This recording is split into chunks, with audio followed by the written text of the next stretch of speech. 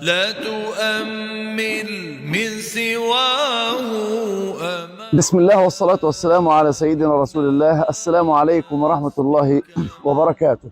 Today is Thursday, the 9th of May 2024. We are in the starving northern area of Gaza where people are suffering a great deal. These sacks of flowers are a generous donation from FGRF charity. They will be handed to the hungry people who were to flee their houses because they were completely destroyed and they became in dire need for food and shelter. We would like to thank FGRF for their generous donation and to thank every donor who donates with them as well. May Allah bless them all. May Allah protect them and their loved ones and reward them the highest in Al-Jannah. جزاكم الله خيرا. بارك الله فيكم والسلام عليكم ورحمة الله وبركاته.